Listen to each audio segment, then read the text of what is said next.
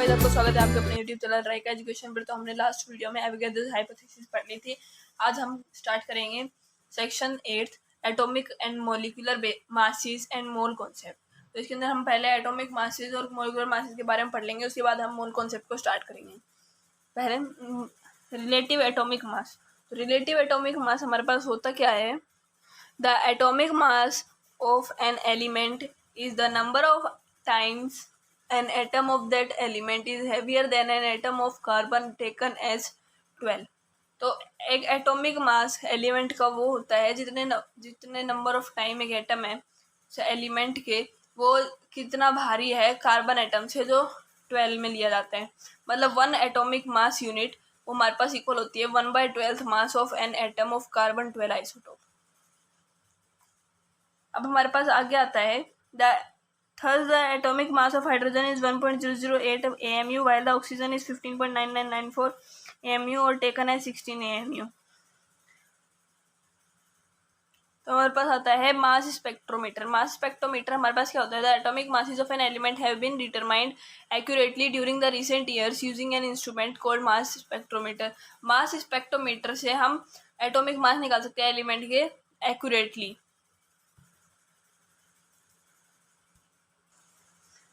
The atomic mass of an element is the average relative mass of its atom as compared with the atom of carbon 12 taken as 12।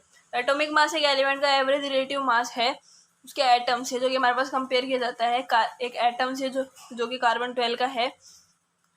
तो हमारे पास इसके अंदर हम formula use करते हैं A is equal to PiAi/100। Pi हमारे पास percentage abundance है आइसोटोप का और जिसका Ai एटॉमिक मास है।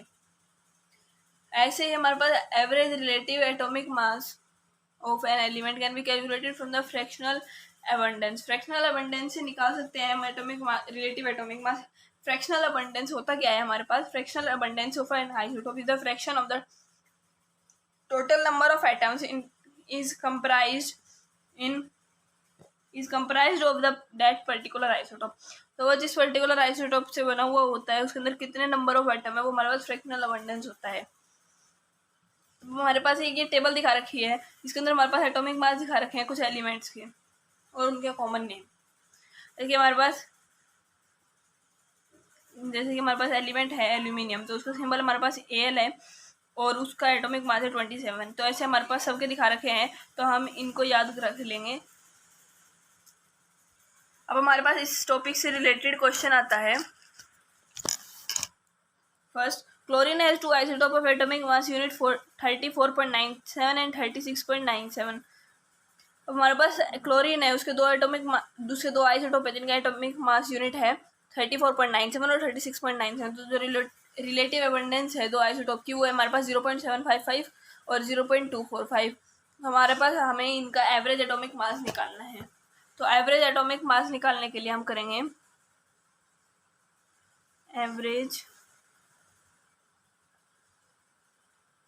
Atomic mass is equal to, तो अब हमारे पास जो इनका आइसोटोप का मास था वो हम लिखेंगे उनको 97 और उसके साथ हम मल्टीप्लाई करेंगे उसकी रिलेटिव अबंडेंस। तो हमारे पास पहले की रिलेटिव अबंडेंस थी 0.755 और इसके साथ हम ऐड कर देंगे सेकंड की ऐसे ही 36.97 प्लस मल्टीप्लाई 0.245। तो अब हम इसको आगे सॉल्व करेंगे तो हमारे पास आ जाएगा 34.46। तो ये इसका आंसर आ जाएगा हमारे पास। अब हमारे पास आता है second question. Naturally occurring boron consist of 2 isotopes whose atomic masses are 10.01 and 11.01। The atomic mass of the natural boron is 10.81। Calculate the percentage of each isotope in natural boron। तो अब हमें नेचुरल बोरोन के अंदर हर एक isotope की percentage निकालनी है। तो हम सपोज कर लेंगे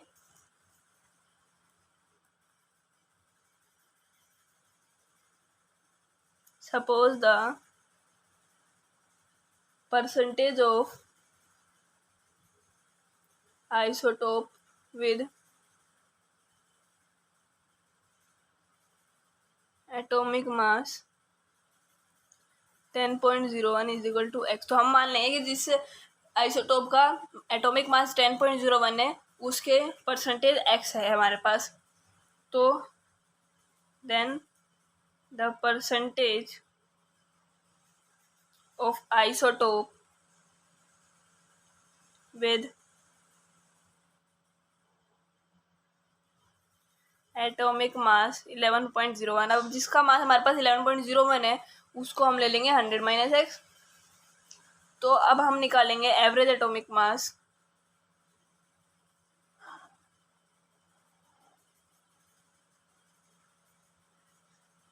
तो उसके लिए हमारे पास हमने जैसे फर्स्ट क्वेश्चन में निकाला था तो वैसे हम करेंगे 10.01 इंटू एक्स करेंगे तो इसके साथ एक्स लग जाएगा plus 100 minus x into 11.01 upon 100 is equal to.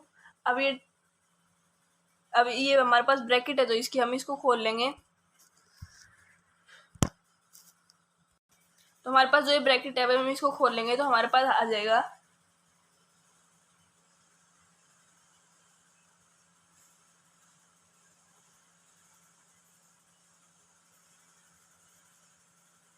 तो अब हम इसको सोल्व करेंगे तो हमारे पास अब ये एक्स एक्स वाले एक साइड हो जाएंगे।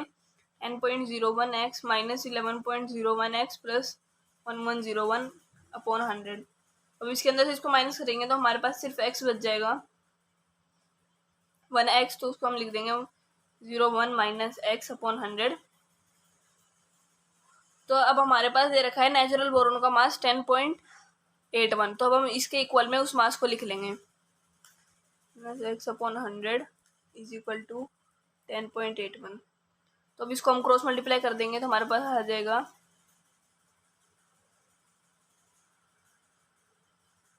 तो अब हमारे पास ये उधर चला जाएगा।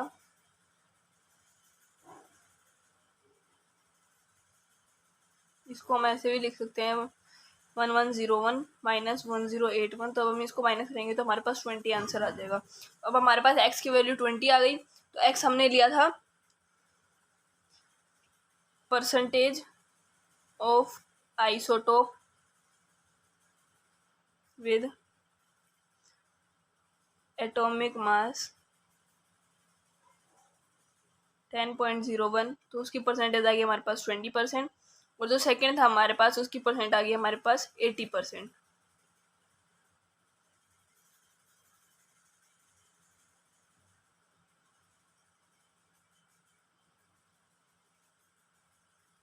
तो हमारे पास ऐसे सोल्व हो जाएगा ये क्वेश्चन। अब हमारे पास नेक्स्ट आता है gram atomic mass. Gram atomic mass the atomic mass of an element expressed in gram. जो हमारे पास मास एलिमेंट का एटॉमिक मास हम ग्राम्स में एक्सप्रेस करते हैं तो वो हमारे पास ग्राम एटॉमिक मास कहलाता है। हमारे पास आता है molecular mass. The molecular mass of a substance और एलिमेंट और compound is the number of times the molecule of the substance is heavier than 1/12 the mass of an element of the carbon 12 isotope. तो carbon 12 isotope का है एक atom, उसके मास का उसका जो 1/12 मास है उससे कितना ज्यादा हैवियर है वो मोलिक्यूल, कितने टाइम्स हैवियर है वो हमारे पास मोलिकुलर मास होगा। Molecular mass of substance is the average relative mass of the its molecule as compared with the atom of carbon 12 isotope taken as 12। दोनों में हमारे पास सेम ही एक्सप्लेनेशन है, बस थोड़ी सी लैंग्वेज चेंज कर दी। अब हमारे पास एक क्वेश्चन दे रखा है, उसके अंदर हमें मोलिकुलर मास निकालना है ग्लूकोज का। तो उसके अंदर हमारे पास हम पहले ग्लूकोज ले लेंगे, उसका हमारे पास मास होता है पहले हम कार्बन का ले लेंगे, फिर हाइड्रोजन का और ऑक्सीजन का। उनका हमारे पास पता है, हमने जो टेबल पढ़ी थी अभी उसके अंदर है, तो उसके हिसाब से हम इसको कैलकुलेट कर लेंगे तो हमारे पास आंसर आ जाएगा। अब हमारे पास आता है gram molecular mass. The molecular mass of a substance express. अब जो मोलिकुलर मास हमारे पास सब्सटेंस का ग्राम में एक्सप्रेस किया जाएगा उसे हम ग्राम मोलिकुलर मास कहेंगे। अब हमारे पास नेक्स्ट आता है formula mass and gram formula mass. तो ये हम नेक्स्ट वीडियो में पढ़ेंगे। और इसके बाद हमारे पास आता है मोल कॉन्सेप्ट। तो मोल कॉन्सेप्ट हम नेक्स्ट वीडियो से स्टार्ट कर देंगे। लिए आज के लिए इतना ही। अगर आप चैनल पर नए हैं तो सब्सक्राइब कर दे, बेल आइकन को जरूर दबाएं ताकि आपको नई वीडियोस की नोटिफिकेशंस मिलती रहे। Thank you for watching video.